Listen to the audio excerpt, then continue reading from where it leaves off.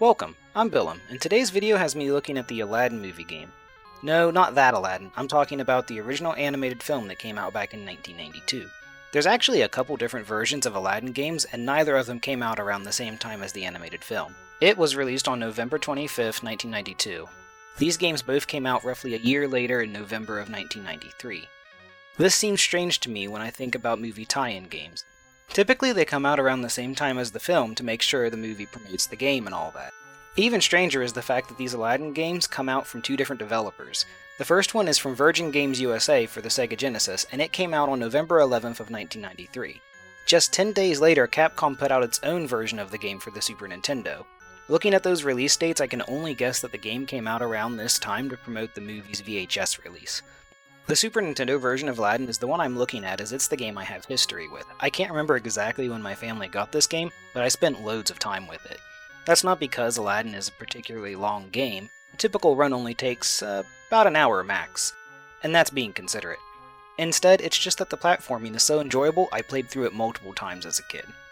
Now I know that movie/licensed games have a bit of a bad rep anymore, but that's not always been the case. There's actually a lot of older ones that are competent, if not good. Aladdin is the case of the latter. That should really come as no surprise to anyone that played Capcom games back in the day. They were responsible for the Mega Man series, as well as several other Disney games that still hold up well today. It's also worth pointing out that Capcom's Aladdin was directed by Shinji Mikami. That name likely stands out to any horror fans as he's the father of Resident Evil. Seeing his name here is a bit unexpected, but it's not like creators can only do one genre. It makes me think of Alan Moore, who's known for his dark comics such as Watchmen and V for Vendetta, but then also wrote some incredible Superman stories like Whatever Happened to the Man of Tomorrow and For the Man Who Has Everything. Either way, let's move on to the meat of this retrospective. As always, I do have to provide a spoiler warning, but that feels a bit silly considering the subject this time around. Aladdin on the SNES follows the same basic story of the film, but with the occasional change here and there. It's all about a street rat trying to win over a princess and the lessons he learns along the way. You know, Disney stuff. The game starts players in Agrabah and drops them right into the action. Aladdin controls well with tight movement and has a few simple moves available to him. Like Mario, he prefers to dispatch foes with a simple jump on the head, though unlike Mario, this game actually uses the bouncing on enemies mechanic as part of the platforming, which is always a neat way to integrate combat and level traversal. Along the way, players can collect additional items that help them on their journey. That includes gems, beetles, apples, and a rug. Gems are the simple collectathon item of the game and award players with additional health and lives. Beetles grant players access to a bonus spin the wheel minigame that gives them a chance to win bonuses from genies, such as more continues, health, or lives. The apples that players pick up are actually a type of secondary attack. Players can use them to stun larger enemies like guards, which is a perfect setup for jumping on them. When it comes to smaller enemies, the apples can actually just plain out defeat them. The rug is actually the best item in the game. After players pick it up, they can hold the right shoulder button to glide. This makes platforming a breeze, but also means players can skip large parts of levels without much trouble. Personally, I've actually found that relying on the rug can be a bit of a detriment to the game.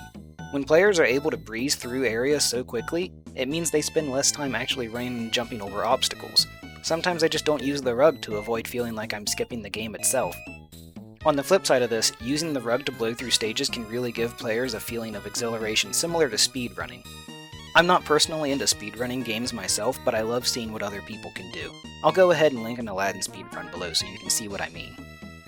With these basic tools at hand, players are ready to conquer 7 stages as they progress through the game. The majority of these stages match up with the movie, such as the Streets of Agrabah or the Cave of Wonders. There's even this fun bonus level that has players taking a magic carpet ride with Jasmine while a chiptune version of A Whole New World plays in the background.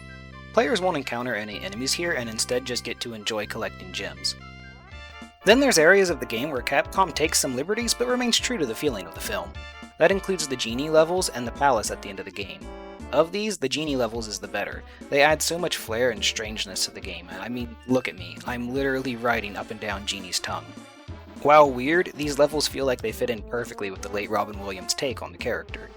Finally, there's a single level in the game that doesn't match up with the film at all. It has Aladdin exploring Egyptian ruins. Are they ancient at this point? When exactly does Aladdin take place? I don't know. This level ends with a boss battle, if it's fair to call it that, with a possessed Abu.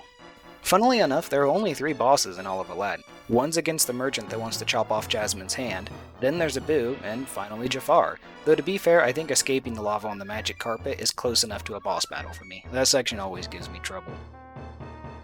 After players traverse the 7 stages of the game and pogo off at Jafar's staff, Jafar's head, and Jafar's snake eggs, that's kinda weird, and Jafar's snake head enough times, they win the game. They're then treated to a cutscene mimicking the end of the movie, and the credits roll. It may not take long to get there, but the journey is worth taking. It's short and sweet, doesn't overstay its welcome, and is fun to play through multiple times just because. Honestly, Aladdin on Super Nintendo is almost like comfort food to me. I love returning to it over and over again when I've got half an hour or so to spare for no other reason than because I can.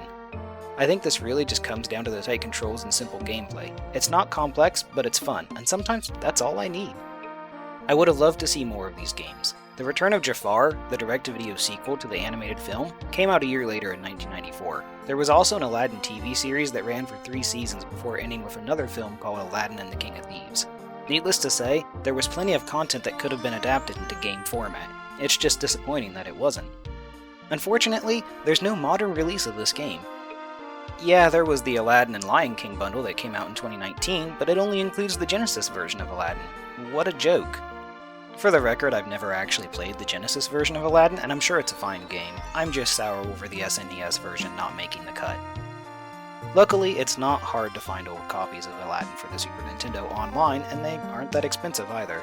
Still, I'd love to see an official way to purchase this game again, or maybe even have it end up on the Super Nintendo service via Switch Online. Though, to be fair, Nintendo has loads of other games that they need to put up on that service first. But that's enough rambling. Thank you for watching, and take it easy.